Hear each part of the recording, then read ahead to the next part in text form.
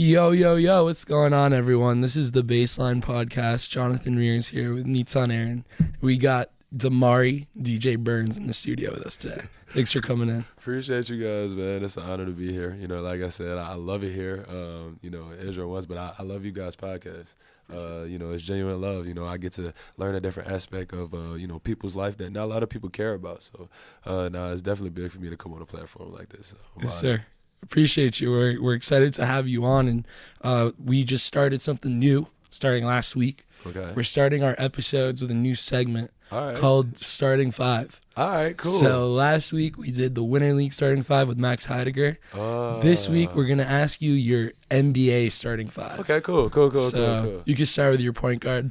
All right, point guard. We're going to go right now, Shea. Easily. That was quick. That was quick. What, they're like, all right, they're still undefeated right now? Yeah. It's crazy. Yeah. Well, last time I checked, I know there was 8-0. I don't know if they had another game. But it's wild. He's just different. Yeah. He's just different. Some guys are just different. No, yeah, he's one of those guys that's just 101. Yeah, you can't really teach some things. And he just got some things you just can't teach. Even off the court. Hey, you gotta love it. That's what makes a basketball player a basketball player. What's so crazy is you and I were talking beforehand about how certain players train so differently. Yeah. And you see Shea's workouts, it's just all balance and like band work and everything like that. He's not doing the lifting, everything that everyone And that's else when you see the difference in players, when they take time out to care about each other like that. Stuff like that. Like Kyrie. You have numbers of players that just diet different, train different, live different, and they get different, Yeah. Okay, now moving to your two. Two, right now, Anthony Edwards. He's hurt. But we gotta say right now. Okay. If he's hurt, No. You can do it. Oh, okay. I'm about to say. I'm upset about it because he's on my fantasy basketball team. So. Okay, I understand. Yeah. Okay, now moving to your three. Three. Okay. In today's world, what do we call a three? Ooh, that's good. a good. That's it. What do you call a three? A good basketball player. Okay. It's positionless at this point. You could even put Wemby at the three. Like honestly, Wemby 1 through 5, to be honest. Yeah, it's basketball. That's the thing. If I'm gonna go three, I'm gonna go Kevin Durant. 3-4, but he's still just scoring at an unbelievable level.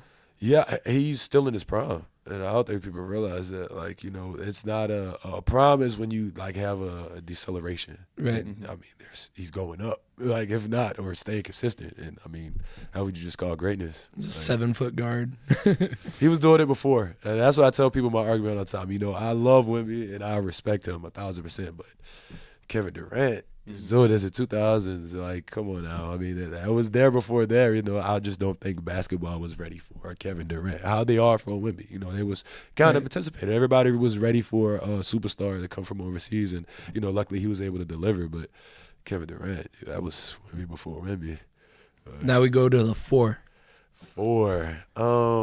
Zion Williamson. Yeah, saw that one coming. Okay. Yeah, honestly, that's my guy. But if we're being for real, it's just different. When I think of basketball players, I think of when we talk about greatness and we talk about separation, what makes you different? We're a lot of good basketball players in the world, but those things, those small, ketone things, like a 40 something that's vertical, that's just different. So how could you not see him as still, even though he's not been able to really get to where he wants to, is one of the greatest basketball players right now. You gotta give it. It's one thing to put things to paper if the opportunity and things and sell life right, but it's just different. Yeah. Everybody I named so far, I feel like they're just. So we got Shea, Ant, different, KD, different, and Zion. different. It's just different. Got to round it out with a solid 5 though at this point. I gotta give it still to Joker. Yeah. That's People fair. Still sleep on him because he's doing it so consistent. It's crazy. He's your 5, but he's also the one who's probably bringing up the ball too. Exactly. A lot of people, when we used to being good at so long, a lot of people just get tired of it, I guess. And he's still doing the same things that he's been doing. It's I love Shea and I love this, but Joker is Joker. Winning comes to a playing field, but still a 5-man doing this. Didn't he just drop like 30, 15, and 15 in a game? And I don't think nobody really says anything anymore. Yeah, That's the thing. It's like, yeah, 40. But he's gotten to the point that he kind of has like the LeBron effect, where it's every year he should be MVP. For sure. You know, and now it's like Joker's playing at such a high level. They're like, all right, cool, but now who else is going to win MVP? They're searching for someone else to give it to because he just is a shoo-in every time. I just think that it's, it boils down to the day. Everybody's, good. They have great players, but who can win? Yeah. It's the separator. Shea, you got to respect it. You got to give him his flowers in every way, due and the MVP because he's winning. Everything he does is translating to winning. Not saying what Joker is doing is not translating to winning, but literally everything Shea is doing. I was just watching the starting 5 documentary. So nice. Yeah. Oh, great. He gets mad when he gets 30. You saw that? Like, come on, man. 30 is a career night for basketball players. Like, what are we talking about? His wife is like, are you serious? And he was serious, though. Like, and I understand it because when you're playing different like that and you have expectations set on yourself, and, I mean, you have so many different people believing you. You have the world. You have, your country. You have your family. You have your team. Like, do what you do. Like, when you have that.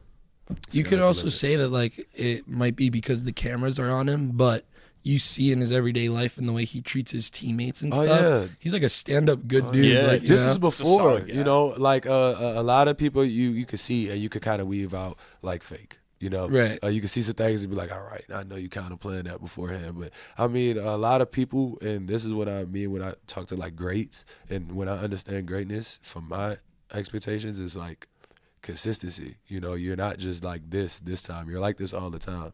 Like, that's one of my big aspirations in life. It's just to be consistent. Like, my whole life's consistent. Like, that's.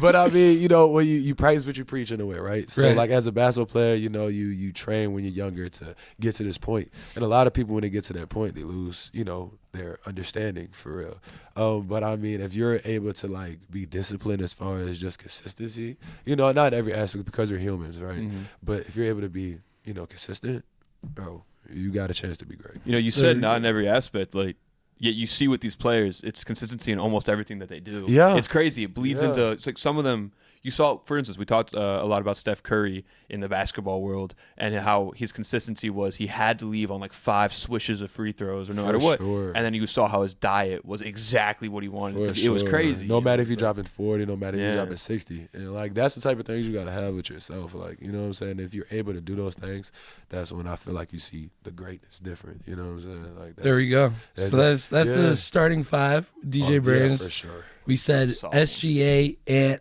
KD, Zion, for sure, and Joker. Yeah, that's crazy. Pretty elite. That's an 82-0 team. That's an 82-0. Yeah, for sure. There you go. I think you need about another 2-3 good role players, but you don't need too much. Well, that was great. That's our new segment called The Starting 5, and now we're going to move on to the Baseline podcast. As you guys know it, we just get players every week to tell us their story. Right. It's very unique because everyone has been all over the world playing the game that they love. Right. So we're really excited to hear your story. Nitsan's going to run down the list where you've been.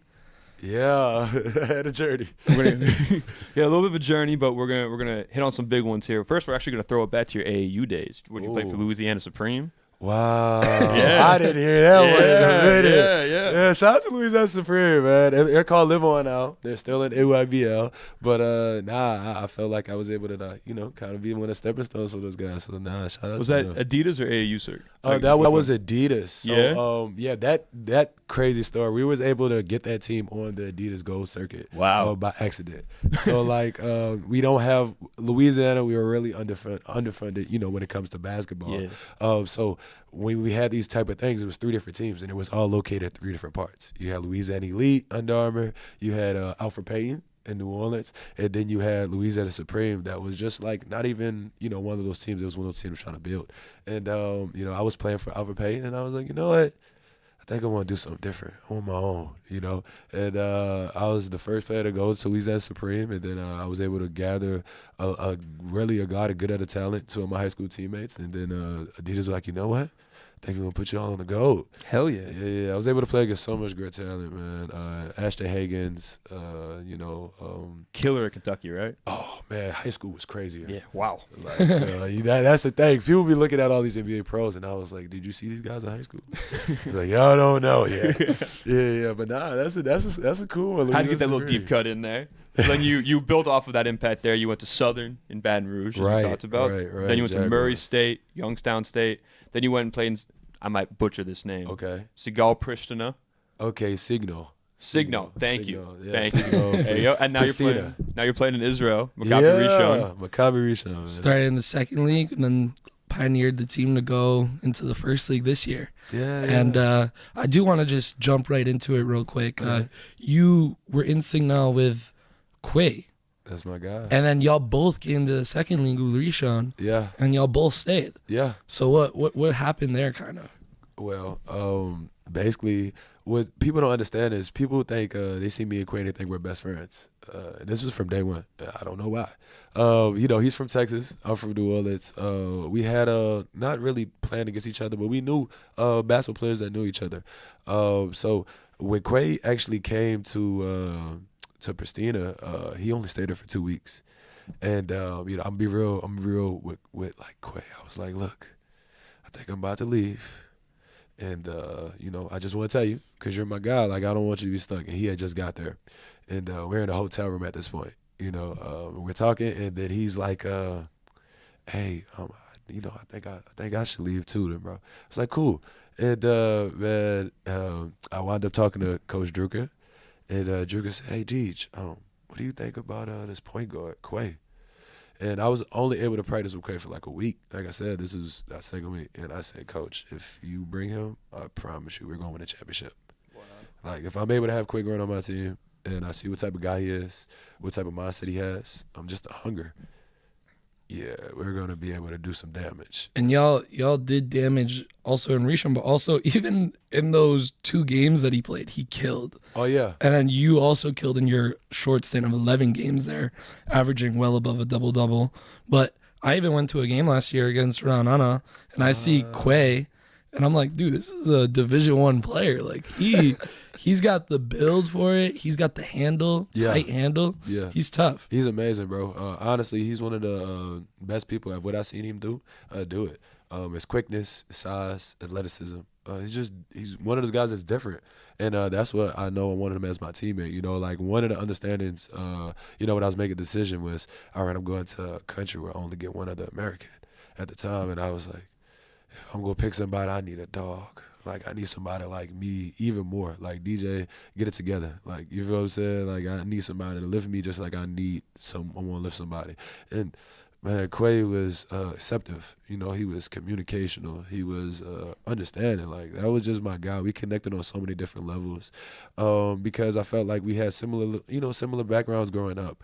Being able to share, stories and talk. Me and Quay now, now we're getting deeper into, learning each other as basketball players and people. And now we're starting to, open up the Bible together now and do different aspects. Definitely. And that's special. Yeah, but that's my guy. Talking about growing up, let's go all the way back. Okay. Right? When did you really get that love for basketball? Honestly, I was a football player. I felt like it kind of shows sometimes, and then it showed definitely in basketball. Like, at first, I was like Dennis Rodman. Like, yeah, shout out to him. Like, my favorite player. But yeah, 0 points, 20 rebounds. Like, just go be a dog. Like, just go cause havoc. And that was my job, and I was pretty good at it. And then, I was able to. One of my big brothers in New Orleans is Bowman Caleb. He was a EuroLeague player. Years ago, he actually beat Maccabi. So I talked to some of the Maccabi guys, and they know. I said, Bowman Caleb. Yeah, got it. Yeah, it's like he's the guy that kind of messed up the season or some sorts. And I was like, man, he was actually able to win a EuroLeague championship. He's from New Orleans. And I was able to talk to him one day, and he's not really vocal. He stayed to himself, out the way, and I didn't know who he was. I didn't know what he do. And I'm like, bro, who are you? Like, everybody's coming showing you love, and everybody's talking to you. And he actually is getting his jersey retired next month at UNO. Nice. Yeah, he was like, what are those guys? And I was like, bro, who are you? I don't even know who you are. He was like, bro, I'm a basketball player. And I was like, this is how you're able to like live your life. Like, this is how you're able to drive nice cars and be around people and things of that sort. I want to do that. I want to get out of my situation, and I saw a route. So once I met him, it was the sky the limit. I got in the gym with him, a lot of other good basketball players from New Orleans, and I just committed my life to basketball. You've mentioned a few 14, 15. Well, you mentioned a few times about when we talk about the starting five, and now when we're talking about now the dog mentality. Yeah. So you said from a young age you were looking just to be a dog. Where did that come from? Oh, for sure. Just wanted to change my environment and get my family, my loved ones out of it. I felt like my family, my friends deserved better. And it wasn't nobody's fault while I was in New Orleans. And although I love New Orleans is a dangerous place now. It's very different. A lot of people get that confused. It's two different sides, But I love New Orleans. And, I wanted better. And I didn't want to go the route that what I seen some of my friends and some of my family doing. I wanted to, do it the right way. And I felt like, I was able to express myself in basketball, emotionally, basketball. A lot of people see why I dance and why I smile is because I'm able to, release this difference inside of me that a lot of people are not able to like express. And this is my canvas. It's my opportunity to let all this out, So, I mean, it just comes from just wanting different for what I see. I felt like I deserved different. So, I felt like I could do it. And that's what I did. It's amazing, and we see it on the court. Yeah. So we talked about Louisiana Supreme, and then going into high school as well. What was your high school situation like over in Louisiana with AAU, and how did that really start your mind going like, oh, I want to go and play D1 basketball? Right. Well, honestly, I'd be lying if I said like I didn't think I could like be a pro basketball player or a pro. Like I seen Bo do it. I seen other guys do it. Alfred Payne do it. I saw people around me, Greg Monroe, people that just came back to where they was from and shared their story. And I was able to be in the rooms with those type of guys, and I took it, and I really paid attention to it. And in high school, I actually was faced with the opportunity to go to IMG 2 years in a row, junior and senior, and I turned it down because even though I was at a public institution, I wanted to deliver for New Orleans. I wanted to be a foundational player that says, hey, I'm from a different situation, but that doesn't mean anything, and that doesn't put a cap on my abilities. And I wanted to be a voice. I wanted to be heard from where I'm from. I love New Orleans with everything, and I felt like now I was able to be one of those key guys to open up avenues for, New Orleans basketball players to have life, which is, very more happy to say than going to IMG or to go to other opportunities because, I feel like the game and life is bigger than me for sure. And if I'm able to, sacrifice my 2 years of basketball for 10 players to go and get opportunities, then I'm going to do that. Not just because it's right, but that's how it's supposed to be. It's supposed to be, a revolution, open the door for the next and the next and the next. And, that's really just, how everything kind of unfolded with me being in that. And actually, when I left to go from high school to college, I had 32 Division I offers. And a lot of people was like, you're going to Southern? And the reason I went to Southern is because, Southern said, hey, I want you to play. I don't want you. I felt like a lot of people wanted me as a trophy. This guy is from a place where it's a little different, and he's able to be on my roster, and we're able to like flaunt him as a hard worker. And I wanted to be more. I wanted to be actually a good basketball player. And Southern was like, "Look, you coming right now? You're playing." And when I went to Southern, I was the only freshman on the team. I had juniors and seniors. But you also talk about being a voice and being an advocate to other people around you, and for sure, not taking quote unquote, maybe not the easy way going to IMG, but doing it in your city, right? And then going. And for our listeners who don't know, Southern's also an HBCU. For sure. So does that have something also to do with for sure, giving a voice to other younger guys? 1,000%. When I chose Southern, it stood more for, like I said, more than myself. I was a top 5 player in Louisiana when I went out, and I think still to this day I'm the highest commit that Southern ever had out of high school. I took that as like a chip on my shoulder. And part of that class, that was a lot of big HBCU movement when a lot of guys that was higher ranked was going to HBCUs. They had some guys go to Alabama State, I think, for the time. Jackson State, they're still thriving now with it, and I think that's when they just got Mo Williams. So the SWAC League had a real big push, and I thought I could be different. I wanted to be different. Southern definitely showed me different aspects of my life that I didn't know I needed and I didn't understand as a basketball player. I was actually going to win a championship if it wasn't for COVID. We was actually going to win the championship game, about to play for the championship. So that was going to be my first ring if I was able to get it. But I wanted to be different, so I thought, why not be different? I still got the news paper my mom does when they called me the biggest bust for going to Southern, and I loved it. Because everybody say you have all these opportunities. Why aren't you doing this?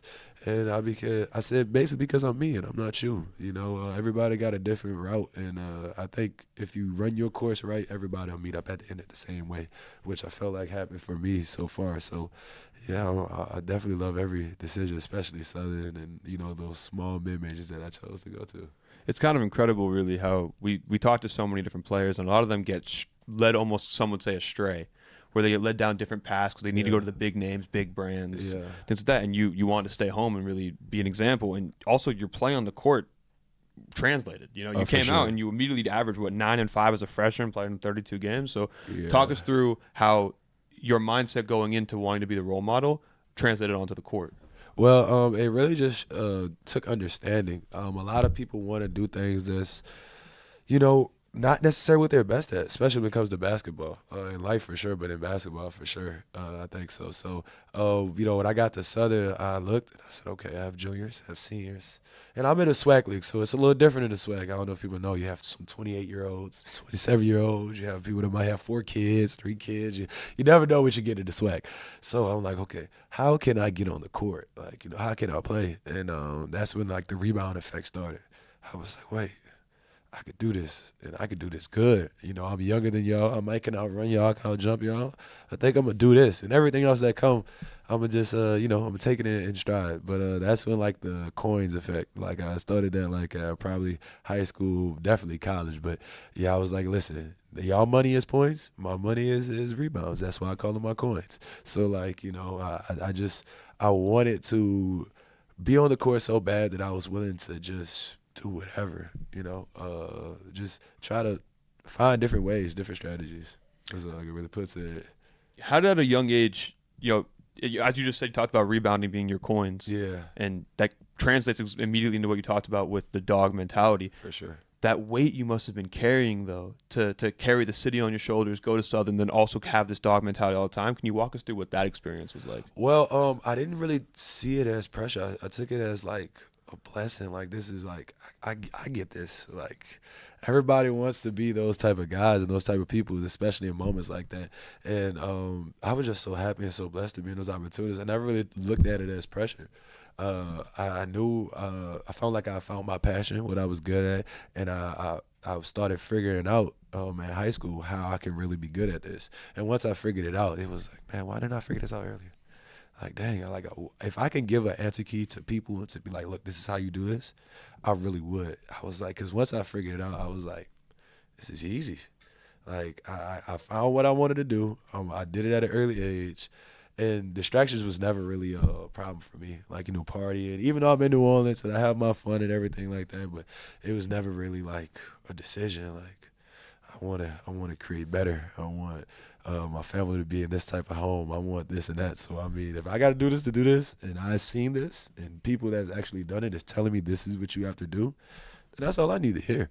Definitely. It's a beautiful thing, and you talked about it. You practice what you preach, right? For sure. So that's what you got to do. And after Southern and after COVID and everything, you did go into the transfer portal and went over to Murray State. So what happened there? Why'd you go? And then why'd you pick Murray State? Well, first of all, a lot of people was like, you're at Southern. You're not going to go anywhere. Nobody's going to want you. You're in the SWAC. Come on now.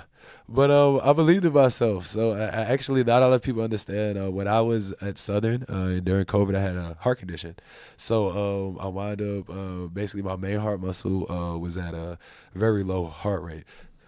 So I think at the time, for athletes, I think it was like at 30-40%. That was like kind of average for athletes that work out and do things on a daily basis. And mine was like at 13%. Wow. And I didn't know. I think I played games and and I was practiced, and then we had to. That's when the heart test started being a real thing.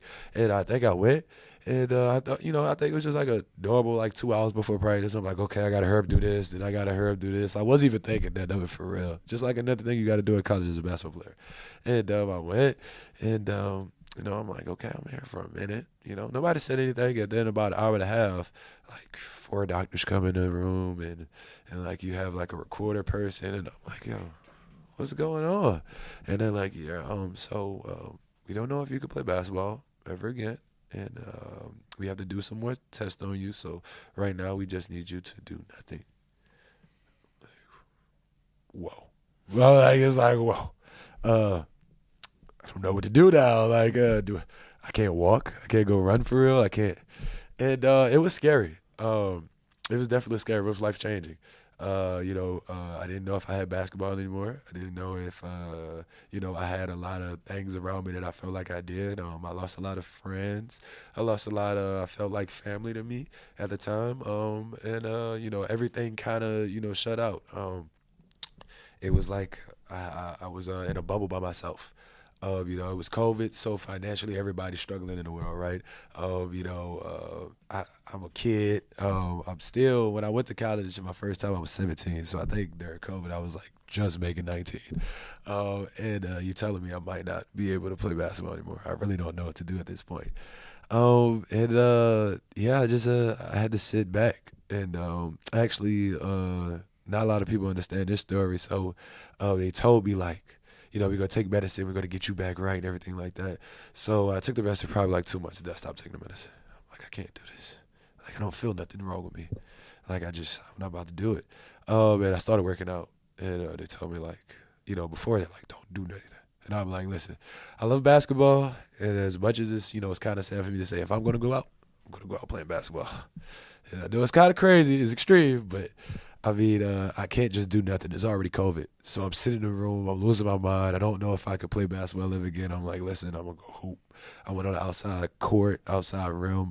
My team didn't allow me to, like, do anything, so I had to literally sneak on the outside rim, and I just hooping for hours. So everything happened, and then I hopped in the portal, and everybody saw my heart records, and I didn't have any offers. I was like, oh, my biggest fear coming true. They told me nobody was going to want me from Southern. My heart information is going out now. I don't know what to do. I was actually about to go to Kobe Jack College. It was a JUCO. And I was like probably like 2 days from commit, a day from commit. I'm like, I'm going to just go get it out the mud. It's nothing new. And my high school coach was able to call Casey Long. He's at LSU, actually. He's the assistant coach. He was at Murray State. He's from Louisiana. And they had a conversation, and we had probably a 10-minute conversation. And the long story short, he was just like, listen, we have one roster spot left. If, like, everything come back cool, we'll take you. But, like, it's one roster spot. It's the last one. Like, cool. I'm doing it. So probably the next day, my doctor sent the information over, and they probably conversed about a day, and then he said, you know what, you clear. I was like, send the paperwork. I don't want it. He was like, you want to visit? No, just send the paperwork. I just need an offer. I just need a school. And I went there, and I was the youngest one on the roster, and I worked my way up. Actually, one of my closest friends is a super senior at that time. His name is Skipper. He's actually, I believe, in Russia playing basketball. And, man, he was a 6-year senior. He averaged like 15 and 7, 15 and 8. And that was like who I was going against. And then I had a JUCO All-American there too. So, like, I was like, okay, this is in front of me. I'm going to start from the beginning. And Still I actually played 26 minutes a game. Yeah, I started. So I started every game that year. It was life-changing. I gained like 20 pounds. It was a different type of life. That's when I started eating right, started training right. So that first year you average about 6 points a game, 6 rebounds a game. Next year you average like almost 9 points a game. Also, almost 7 rebounds a game. Yeah. So, very similar seasons. And you're the only returner on Murray State that next year. Yeah, everybody left. Also, NIL is a thing now. Yeah. So that's like the beginning of it. So Yeah. what happened with the NIL for you, and also what was it like being kind of like the captain of the team? Yeah, that's what the responsibility was for me. That's why I came back. I wanted to show that I could be that guy. You hear all the great names that came from Murray State. I'm like, DJ Burns up next, probably. I could make it happen. Unfortunately for that year, it didn't go really good. Basketball. I actually really wanted to step away from basketball for a minute. It was different. I thought being that guy coming from high school and being in college was the same thing, but it's not. It's two totally different expectations, two totally different mindsets, and I wasn't ready. I was messed up. I had my tribulations. It was times where I was going from 32-2, and then I think we finished the year like 14-15, 14-16, and then we was getting beat by 30. In the same season, we was beat by 30 the year before. I'm getting beat by 30 now, and it's like, man, it's crazy. NIL had no playing part of me going back to Murray State. I didn't care about NIL. I cared about Murray State. Like, I loved it that much. They had a lot of for me, but they didn't have that for me, and I was okay with it. I was like, listen, this is NIL for me being here. I just love it that much. I loved my Murray State career, my experience. I still have friends there. I'm still cool with the teachers there. The basketball team, they're back in winning spirits now. I still keep up with them.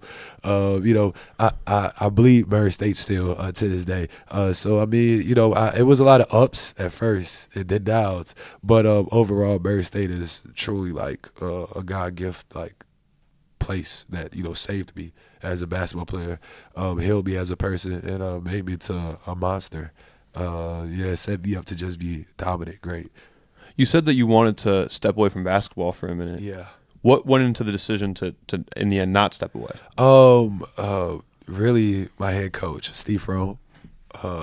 He was at Iowa State. He came in with me coming back, and he was the reason why I stayed. I was able to talk to Halliburton. I was able to talk to Marquise Morris. I was able to talk to a lot of Iowa State legends that he recruited and he brought in, and they were big dogs. And I just wanted to know why. Like, why do you want him to coach you? Why should I stay here? Like, just tell me why. If you could tell me why, I'll stay. Literally, it's that simple. And, Steve Rose is just a great person outside of basketball. He invited me over for lunch and dinner, and let's just talk, and let's just be here now. And at Murray State, when I thought of being that guy, I thought of a lot of outside distractions first when I first got to that role. Like, okay, I want to be the big dog here, so I'm going to have some parties. I'm going to do some things to kind of establish myself. And Steve Fromm wrote me back in. He didn't discipline me crazy, but he wrote me back in. It was times when people don't know, me and Steve Fromm was at his office 10 o'clock, 11 o'clock, just doing schoolwork, just being a great person to me. And at the time, I hated it, but it was God saving. He's a real believer in faith, and that would kind of spark my belief in faith. Just being with him. Just Steve Rowe, I hope you look at this one day. I love you. I just want you to know, man, you help me. Well, you were that man for Murray State, and you loved Murray State, and you also have that 5th year now. Yeah. But you go to Youngstown. Yeah. Youngstown State. That's my dog. And go Gweds. Ohio. Go Gweds. Kill. Penguins. Kill. Yeah. What do we say at the beginning of the podcast? You wanted to be that rebounder. For sure. You went and you were the main best rebounder in Youngstown ever. Yeah. All-time leading single season record in rebounds. Yep. Averaging a double-double. Went off, right? So what went into going there? And what was your year like at Youngstown on and off the court? Yeah. Oh, man. Youngstown was, I feel like a mixture of, Murray prepared me to, just take off. Showing me what I needed to do off the court or the court. And, actually what's crazy is Will Wade was my first visit at McNeese. And actually I was there with him. And Youngstown called me. And I was like, I'm not going to lie to you. Will Wade, he's that guy. I'm going to come in here. And I knew McNeese was going to do what they did before they did it. I was the first visit. I was like, listen, I got to be a part of this. And Youngstown called me. I actually got stuck in Lake Charles another day. So I'm chilling and I'm bad. And Lake Charles, Lake Charles is cool, but it's not amazing. So, like, I'm trying to get out of there. And Youngstown called me and, like, listen, we want you to come, like, next week. And I was like, listen, I'd have been in this portal so many times, so many coaches. I'm tired. Like, I'm just about to go to back. These and I'm straight. And he was like, listen, you gonna want to come here. I promise. Like, just give me a chance. And NIL was a big part of that deal at that time because I felt like I showed myself short in Murray State. I felt like I gave Murray State everything I gave. And, sometimes things just don't go your way as you want, off the court or the court. And I felt like, I was a little shorted. So Youngstown was like, listen, a lot of people don't know, 55 was retired in Youngstown. He was like, we're going to take it out of retirement for you. Wow. We're going to give you 6 figures. We're going to do this. And I'm like, yo, for me? Like, Murray State was just like, you the guy, but, you got to do. Youngstown was like, look, we believe in you. We know what you could do. And coach that's at Utah State now, Jerry Calhoun, a wizard when it comes to the board and how this works with basketball. And he was like, listen, your usage is going to go up. You're going to average exactly what I averaged. You're going to do this. You're going to do it. I'm like, coach, I just came from this. How am I going to do this, coach? And he was like, listen, look at the guys before me. When they came here, they did this, And it was guys that averaged 1 point and 1 rebound. And then his name is AD. He's in Germany right now and averaged 12 and 8. I'm like, you really do this. And, I believe in his story. He was a D2 coach that, grinded from foster care. He was able to, do things and show me routes in life that I didn't think someone of his color could, at the time. I'm a guy from New Orleans and, I'm showing a different life. And, you have this, Caucasian guy that's, like, listen, I understand you. I feel you. Like, I get you. And we able to have life experiences and talk. And he invited me over my first time in Israel. My first time in Youngstown. And he was like, like, I see what your mom goes through. I see what your family goes through. Listen, call me. Like, just call me. We don't got to talk about nothing specific, but call me. And that said a lot to me because we had that mental connection. And basketball-wise, he was like, listen, we're going to just play basketball. That's all he allowed me to do. I didn't have no plays for me. No Youngstown plays was ever like, hey, we just DJs play. I just was able to play basketball for him. And that's all I ever asked. I started at center, and I didn't believe in it, but he was like, trust me. Like, you don't believe it yet, but you're going to see it. And, the guys and my coaches, they just put me in great situations. Not on purpose, but it's just how basketball is playing. And that's why I'm just so big on playing for a coach that allows me to just play because, it's like a bag of tricks. You never know. That's why I like being able to play basketball the way I do. I do a little bit of everything. You never know what you're going to get that night, coach. You're going to get something good. I just can't tell you what it is. Like, he was just a transitional player for me as far as mindset, being able to, like I said, put me in great situations. I played with guys behind me. My backup was a 7'4" center. So, like, it wasn't like, I had to play center or it was something like that. My dude, his name is Gabe Dives right now. He's at USC, but, like, that was my backup. So, like, he just trusted in me that much. And I was able to play against, like, 4 first-rounders that year. And just being so many great opportunities and rebounded, he called me the best rebounder that he ever seen in his life. And, that did something for me. Like, and I had to show everybody that he's right. And that's what he just allowed me to do. Youngstown didn't think I was going to do those type of things, but I'm just so happy that they allowed me to. And, it was experience that I wouldn't trade for the world. Now you do that and you average a double-double. Yeah. Now it's time to ink your first pro contract. Scary. Yeah. And now you're doing it in Kosovo. Yeah. Which is random as fuck. It is. I don't know how I got there. I'll be real with you. My story is unique. So I was trying to get extra eligibility. So I didn't play my sophomore year. So I don't know if like you guys can see it over there, but like I think I played like 5 games my sophomore year at Southern. Yeah. And then I stopped. That would come the heart condition and because of COVID. And the NCAA would not give me my year back. I was like, bro, you're giving people 8 years. You give people. I heard it like some stories of like he's 29 years old. I'm already young. I'm already like everything adds up. Can I just get my year? And they denied it full-heartedly. And I fought it. So I sued the NCAA for like 2 months. was like, no, I'm not giving up. Like I deserve to be a basketball player in college. And you know what? I woke up one day and I was just like, I'm gonna go pro. Like I could do it. I'm ready. And that was more the decision because I was scared at first. I didn't really know what to expect.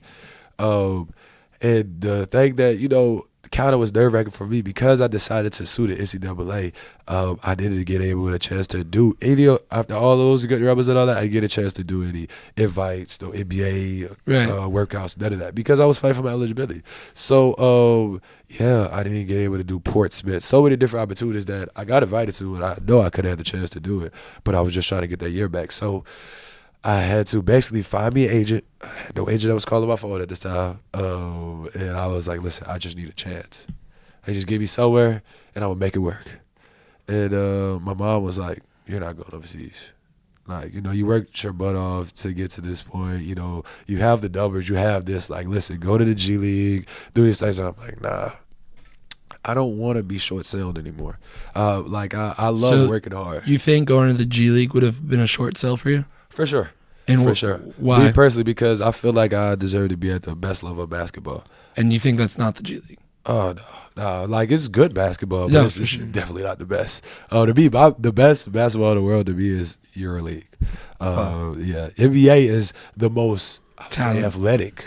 I ain't going to say talented because you having now, like, Euro players that are Wemby. That's more than talent. Right. That's skills now. You're 7'4" doing this. Skills. Like Luka, a lot of people short sell him, but him to do that at his size that he was doing that, and he's a little skinnier now, that's skills. Like, you have to have a different type of, and I've seen how Euro basketball was like, life was. And it's like, people that 14-year-old playing pro, that's not easy. Playing in the third division, that's not easy. Like, that's hard work. Like, you going in the gyms and you don't have a gym sometimes. And I see people here in Israel, and I admire it so much because I see people that's pro basketball players, first division, second division, that's on the, like, concrete, like, working out. Like, yeah, just give me a quick workout there. It's crazy. Like, where I'm from, we don't do that. Like, we work out, we do our things, but we're not going to the concrete. Like, especially now as a pro. And, like, it's respect because I understand that. I feel that I believe that, even though I can't play in the NBA and I can do all these, type basketball things, I just want a legacy. I have a daughter. So my biggest thing is legacy. I have family, the legacy. I have a little brother that loves basketball. He's 9. I want him to see legacy. I want him to have something to build off, foundation. So, like, for me, I was like, yeah, I gotta go find somewhere to play in Kosovo. But your mom is, like, not so into it. But I know. Eventually she warms up to it, and you do go. Yeah. Getting off that flight in Kosovo, what were the feelings going through your mind? You're finally overseas, you're doing it, but you're alone. So what's that mental aspect for you in your first time doing it? Were you scared? Were you nervous? What was the mind going through? I'm just an intriguing type of person. So I was more so intrigued. I was like, man, okay, I'm here. Like, what do I do? Let's just go see. Let's go do things. Let's go experience. Let's just go be a good person and see what happens in life. And Kosovo was an experience. Basketball there at the time, I felt like talent was really good. Right now, I feel like they're still getting better. But I felt like it was really good. They just didn't have the platform that I felt like you needed. So I was able, actually, my Israel agent now, he came to Pristina, and I'll never forget this. He was like, listen, no disrespect, like, but why are you here? Like, what are you doing? I think that was, like, after the game, I think I had, like, 36 and, like, 27 or something like that. Something like that. Jesus Christ. Yeah, it was a crazy game. I really can't tell you how I did it. I don't remember the game. Mm-hmm. Don't remember at all? I don't remember. Like, I play basketball and I just black out. I just live on. Like, I don't, everything that happens when it comes to basketball is like training.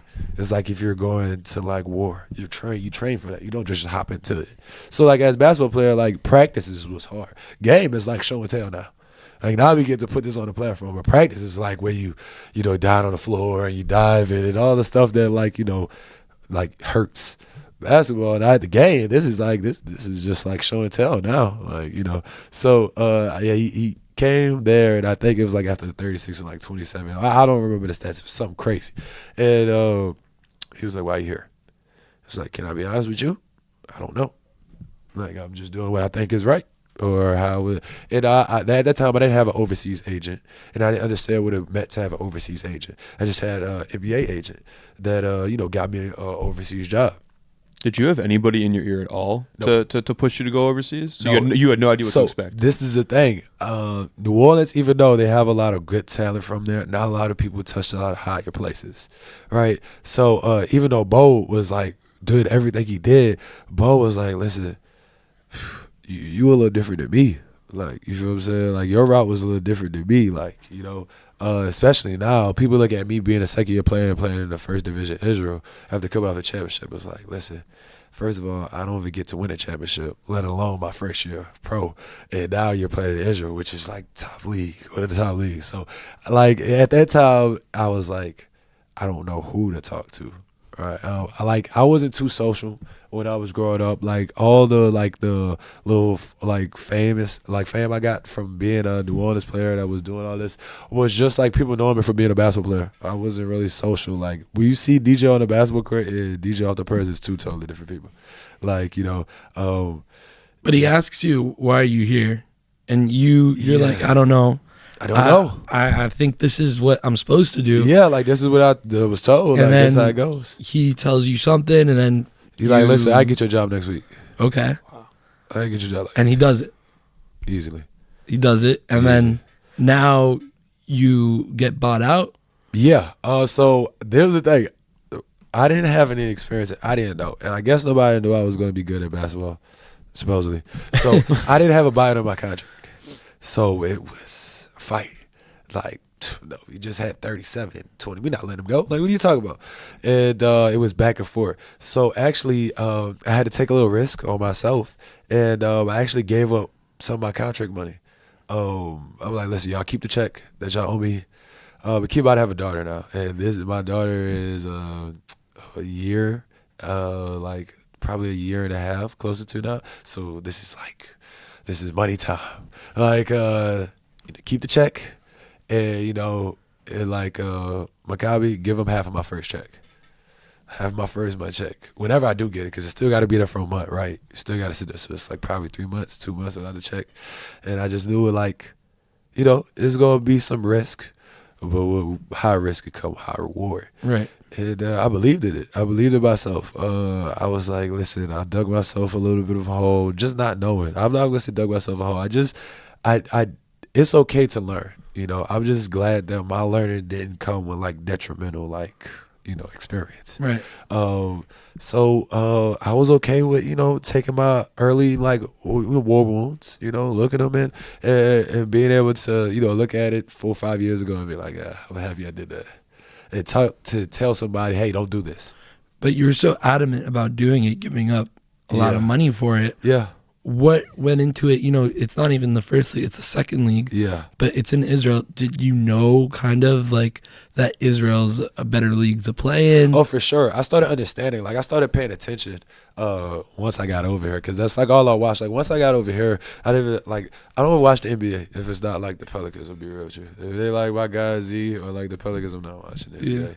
Yeah. But I started paying attention to overseas basketball and what's going on and how it works, and, who do you need to know and how do you get through this and things of that sort. Like, I just started paying attention to details. Israel, for sure. It was between Israel and Greece, honestly. And my agent was like, listen, you're going to have more offers coming. Like, don't think you have to take this. Like, but I understood what Rishon meant. I understood what Rishon needed. I felt like this was a match made in heaven. And listen, y'all need life, I give life. Y'all want a fan favorite, I can do that for you. Y'all just need to win. everywhere I went, I love being a winner. Like that's what been like one of my things that carry over. That's why Maccabi took the chance on me. I was a rookie. They was desperate to get back to the first division, and it wasn't a secret. And that was one of the first conversations we had. Like, hey, do you think you could like handle this? You have like a city on your shoulders. Like people are going to be here every day. Like this is not just like an overseas team that's in second division. Like we're a first division team. Like we're a first division organization. And I was like, this is what I need. Like if you could take care of basketball for me, or if you could take care of like the other things, I could take care of basketball. Like if you could do your job, I could do my job, and I promise you we'll have an amazing connection. So And after that first month, you get to Israel. Yeah. Now it's your second time getting off the plane. Yeah. Right? Now you're in Israel. What's the vibe? What's the feeling like getting off the plane for the second time? Showtime. Like this is what I work for now. Like this is where my start actually began. Like Kosovo, like I loved it. It was cool, but this is the start. This is how everybody learn and know who DJ Burns is. Like I was like, I wanted to come to overseas country, and I wanted to fall in love with a country. Like that's what I wanted. I wanted to fall in love with a team. I wanted to fall in love with a league. Like I wanted the things that I knew Israel could provide.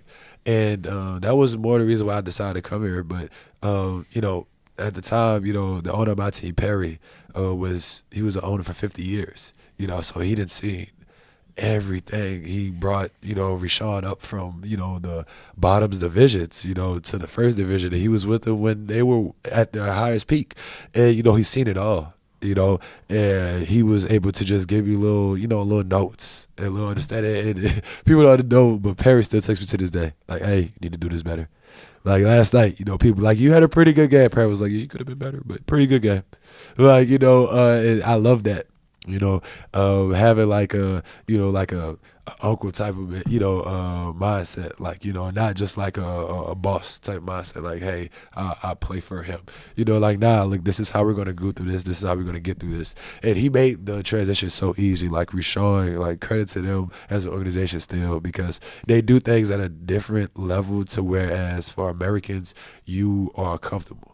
Usually when you come to overseas, team, it's an experience, like especially for a lot of people that haven't been there at that country or with that organization. And I feel like as like a person and as a player, like the locker room still to this day, like not a lot of people know about Ben. Izadorf, he just got his jersey retired with Beersheba. Right. Transgender, like he sets the tone every day. Culture, Josh, like the captain, he sets the tone every day. And it was people like that in the locker room that like I gravitated towards and made it so amazing. Like man, I feel like home. Like everybody, like top to bottom, I could list like everybody in the front office, and they were just so amazing to me and Quay because Kosovo gave us a little hardship. Right. And they was like, listen, we're here for you. We got you. But y'all are both in Kosovo, and like we said earlier, you guys both come out here to Rishon in the second league. Yeah. But it's also like kind of wartime. For sure. And then there's also some tension going on in Israel. Yeah. Was there any like talks with that? Were you talking with other people kind of like, no, it's chill? Like, oh yeah, I definitely have my my experience with like the people that I reached out to. Like everybody was like, what team? Like every time I just heard of like Israel, they was like, what team? They was like, Rishon, oh, you good. Like Rishon, you good. You right there by Tel Aviv, it's one of the biggest cities out there. You're good. Like, go. I'm like, what about the war and everything? It was like, you're at Rishon. Tell you, you're gonna be okay. So it was really honestly it was Quay that like put like the icing on the cake for me. Like West Quay was like, listen, I'll do this with you. I'm like, all right, I'm good. I got one of my guys with me. And, the time didn't show that was one of my guys, but just the experience and the understanding and the whole way he been at in life and the whole way I've been at, it was like, if I have somebody like this in my corner that I could talk to and I could be like, hey, did you hear this? Or did this happen? Or like, he like, yeah, I feel you. And I understand you. I'm good. It's like me. A lot of my life with basketball has been like a risk. Like, hey, this is a little risky, DJ. But I'm telling you, if as much as it's a risk, there's always a big reward on that side too. So I just believed in it. I believed that I could just be different. like I preach it, I live in it, I try to like sleep in it if it makes sense. Like just be different, you know. Like you know, don't think of what the norm is. Think outside of it. And with Quay on my side, knowing how he is as a basketball player, Rishon, you know, knowing the hunger, the understanding.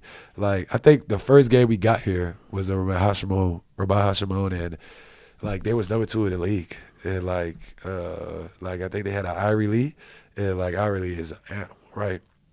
Like Irie Lee, I love you, you're my guy. You know, we done had conversations, but I think that game he had like 12 and like 3, and I didn't know what really happened. And everybody was like, we done just won a championship. Like Rishon had won the game, and like me and Quay just like, you know, we didn't even play our best. You know, this is the second day after the flight, so we landed in Rishon about 8 o'clock, slept, woke up, shoot around, game. Like and won by like 12, 15, like the second team at the time, and like we didn't understand what happened, and like you just see the joy, and like the passion that like the fan base had, and the team and the coach. And I was like, yo, we could do this. Like Corey, I told you, you told me, and like we about to make this happen. And we just kept telling each other that throughout the whole year, man. Like I mean, yeah, that's my brother for life. Sort of words. You talked about wanting to fall in love with the country, fall in love with the place. So you talked about how you fell in love with the team and its culture. Yeah. What did you fall in love with off the court? That's tough because there's so many things. Like, I mean, like, Israel, when I come here, is like a breath of fresh air. Like, for me, personally, as a person, just because, from one, everybody's so conversational. Everybody's so personable. Like, everybody, like, gives you real. Like, that's what I like. You know, I like everybody's not always happy, right? Everybody's not always smiling. But, like, they're going to give you, like, the real here. Like, and I love that from, like, the people, like, you know, not in a mean way, not in a bad way, but, like, people are, as simple as words, people here are amazing. Like, I like how Israeli people, like, how they rock.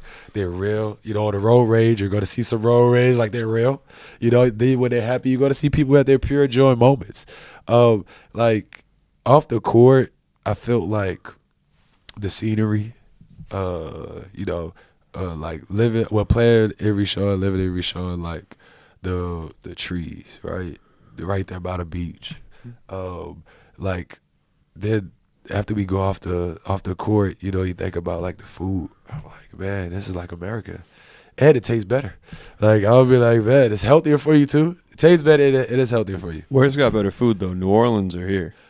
Yeah, we going far now. New Orleans by far. I ain't gonna lie. That's a far stretch. I love my Israeli food. It's like shawarma, amazing to me. But like New Orleans is different. That's just a different, untouched. But yeah, it like Israel life made it so comfortable and so easy for me to do my job and like be happy at it that like I was like, yeah, it's gonna be hard to leave here. Like, it's just so amazing. Like, I don't feel like there's no wrong here. Like, there's war, but there's war everywhere. You know, there's problems, but there's problems everywhere. It's like pick your poison. You going to deal with this or you going to deal with these problems?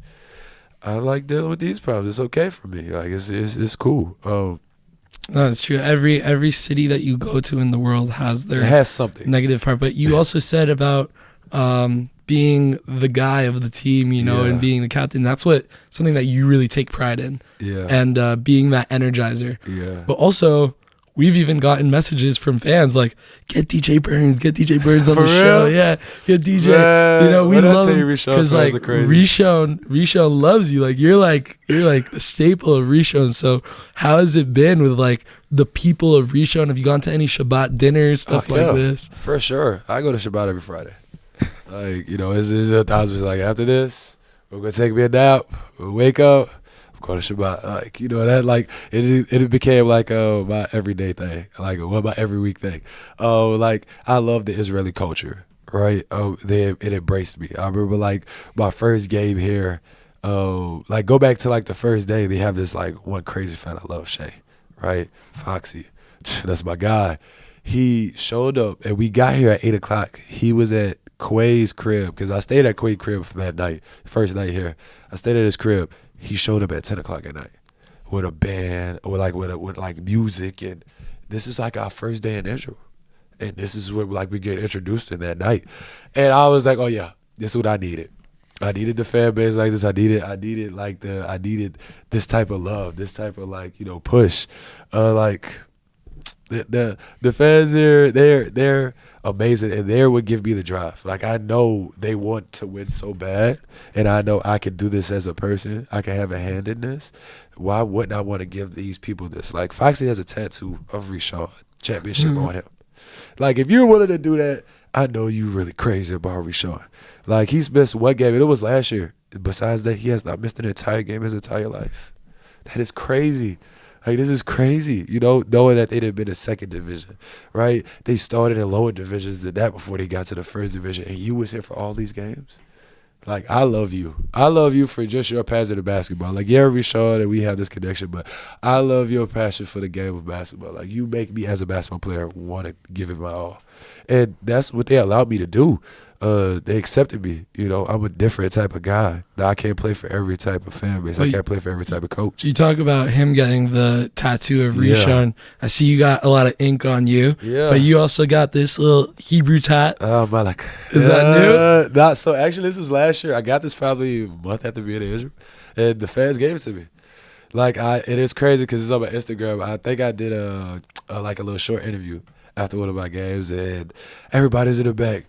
You are Balak. I'm like, whoa, I'm sorry. I don't know what's going on. And like somebody broke it down to me. What you saying? Like, yeah, I was like, hey, oh, I'm sorry. And somebody broke it down to me. And like I said, Foxy, he came running through the court. He was like, no, you are the king. You are the king of Rishon. And I embraced it. At first, you know, I just kind of faded away from it.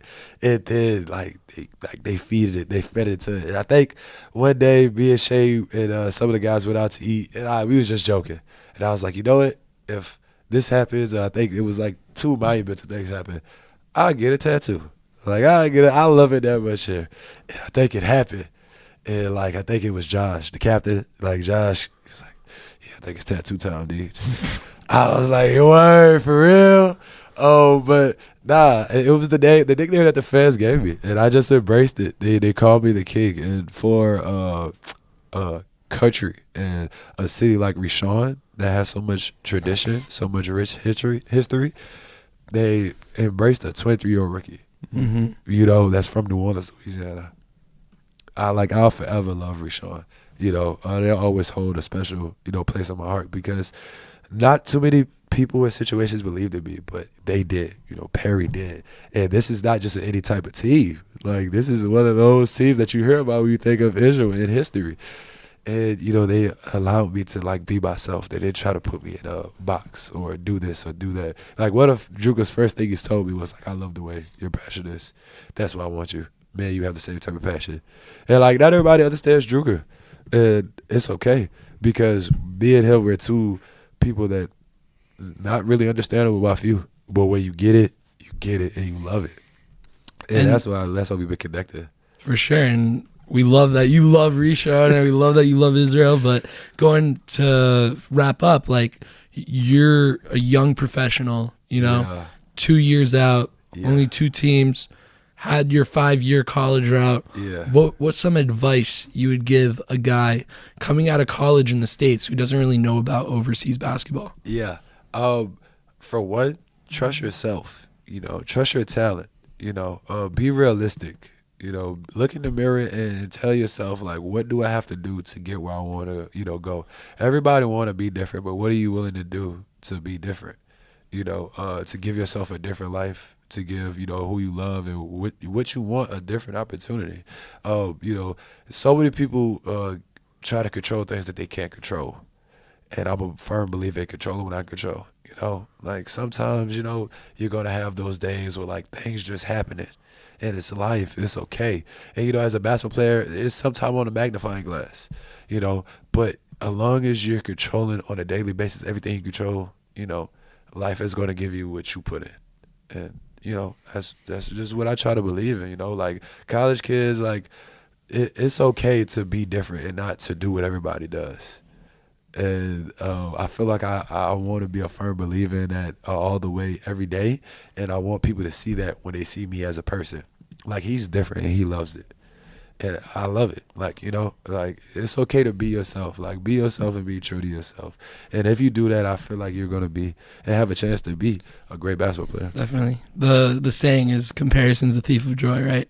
For sure. For sure. I like that one. So now that we are wrapping up, at the end of every episode we do the shot clock segment. Okay. So we're gonna throw. I saw JJ one too. Like I was ready for this one. I'm ready for this one. I was like, I got you, JJ. Came in prepared. Yeah. So we're gonna do some rapid fire. You could pass. You could answer more than JJ. Let's see if you could do it. Let's see what I got in the bag. You want to start or me? Yeah, I'll start. You want to start? All right, ready? 3, 2, 1. Let's go. Shawarma or Louisiana fried chicken? Louisiana fried chicken. Favorite Hebrew word? Oh, Amalek. Warm up song. Rafa 9, Vulture Island. Home or away games? Home. Mountains or beaches? Beaches. Night out or night in? Night in. Weightlifting or cardio? Cardio. Ankle breaker or poster dunk? Poster dunk. Craziest fans you have played in front of? Rishon. And your favorite food? Shawarma here.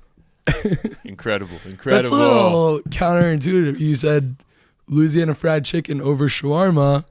But then, if I gotta go into like, what I'm probably about, I'm gonna be real with you. Coach, I hope you don't be bad. After this, I'm probably gonna give you some shawarma. I'm gonna be real with you. Like, you know, like, I know that I'm not supposed to do things like that, but sometimes I don't have no control, man. Cheap food. Cheap. There we go. Like, that's all it is, homie. Got all damn cheap food there is, too. Hey, for real.